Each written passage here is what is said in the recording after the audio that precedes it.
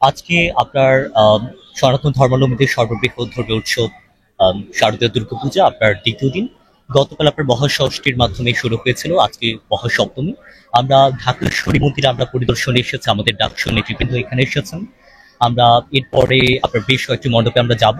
আমরা গতকাল স্বরাষ্ট্র উপদেষ্টার সাথে আমরা সাক্ষাৎ করেছিলাম ডাকসুর পক্ষ থেকে। আমাদের ঢাকা বিশ্ববিদ্যালয় এবং ঢাকা বিশ্ববিদ্যালয়ের পাশে আপনার ঢাকেশ্বরী মন্দির থেকে শুরু করে সারা দেশের মধ্যে যতগুলো মণ্ডপ আছে সকল মণ্ডপে যাতে আপনার আইন শৃঙ্খলার পরিস্থিতি থেকে শুরু করে আপনার জাতীয় নিরাপত্তা জোরদার করা হয় সেই দাবি আমরা জানিয়েছিলাম। এবং পাশাপাশি আপনার বিগত সময়ে আপনার যে যত ধরনের আপনার সাম্প্রদায়িক সহিংসতার ঘটনা ঘটেছে আপনার আপনার দুর্গাপূজা থেকে শুরু করে আপনার মণ্ডপ ভাঙা থেকে শুরু করে বিভিন্ন যে ঘটনাগুলো ঘটেছে সকল কিছুর আমরা আপনার সুষ্ঠু দাবি সুষ্ঠু তদন্ত এবং সেগুলোর বিচার আমরা দাবি করেছি। আজকে আমরা এখানে এসেছি, এরপরে আমরা বেশ কয়েকটা মণ্ডপে যাব। আমরা সনাতন ধর্মাবলম্বীর সবাইকে দেশ এবং দেশের বাইরে সকলকে আমাদের ডাকসুর নেতৃবৃন্দের পক্ষ থেকে আমরা শারদীয় শুভেচ্ছা জানাই। এক শ্রেণীর অসাধু ব্যক্তি দুষ্কৃতী চেষ্টা করেন এখানে সংঘাত সৃষ্টি করে বহির্বিশ্বের কাছে বাংলাদেশের নেতিবাচক ভাবমূর্তি উপস্থাপন করার জন্য। সেই জায়গা থেকে আমরা রক্তাক্ত শারদের ঘটনা দেখেছি 2021 এই ধরনের অনেক ঘটনাই ঘটেছে। এই বিষয়গুলোকে কেন্দ্র করে আমরা আপনারা জানেন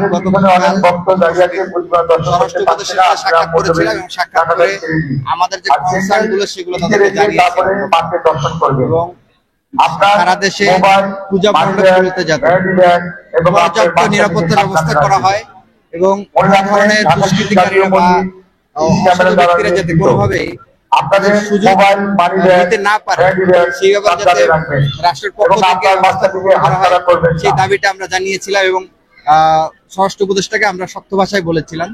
তো স্বরাষ্ট্র উপদেষ্টা আমাদেরকে কথা দিয়েছিলেন যে তিনি সারা দেশে যতগুলো পূজা মণ্ডপ রয়েছে সবগুলো পূজা মণ্ডপের নিরাপত্তার ব্যাপারে সার্বিক যে পদক্ষেপগুলো নেওয়া প্রয়োজন সেটি ওনারা গ্রহণ করবেন। আপনারা জানেন ঢাকেশ্বরী মন্দির ঢাকার সর্ববৃহৎ পূজা মণ্ডপ, সেই মণ্ডপে আমরা আজকে এসেছি ডাকসুর পক্ষ থেকে, যেহেতু এটা আমাদের ঢাকা বিশ্ববিদ্যালয় খুবই নিকটবর্তী। তো আমরা এখানে এসেছি পূজা মণ্ডপ সার্বিকভাবে পর্যবেক্ষণ করার জন্য, পরিস্থিতি দেখার জন্য যে কি অবস্থা বিরাজ করছে এখানে।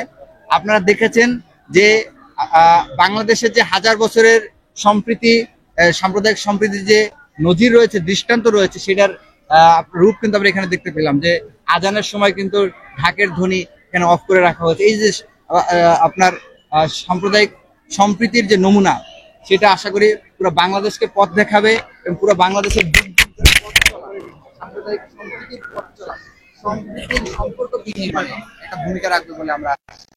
এবং এরই পাশাপাশি আমরা এখানে কথা বলেছিলাম আয়োজকদের সাথে, এখানে পর্যাপ্ত সিসিটিভি ফুটেজের ব্যবস্থা করা হয়েছে যাতে কোনোভাবেই কোনো ধরনের স্যাবোটেজের ঘটনা না ঘটতে পারে এবং প্রতিটা বিষয় যাতে পর্যবেক্ষণের মধ্যে থাকে।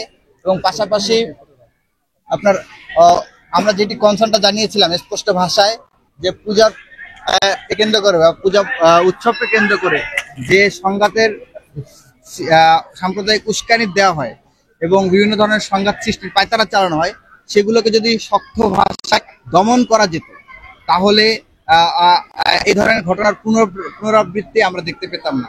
তো পূজার পূর্বে শুরু হওয়ার পূর্বে আমরা কয়েকটা জায়গার খবর পেয়েছিলাম, গাজীপুর এবং আরো কয়েকটা জায়গায়। তো সেই বিষয়গুলো আমরা স্বরাষ্ট্র উপদেষ্টাকে জানিয়েছি যে তারা যাতে খুব কঠোরভাবে ব্যবস্থাগুলো গ্রহণ করে এবং দৃষ্টান্তমূলক ব্যবস্থা গ্রহণ করে, যাতে করে আর কেউ পরবর্তীতে আর কোনো দুষ্কৃতিকারী এই ধরনের সাহস না দেখায়।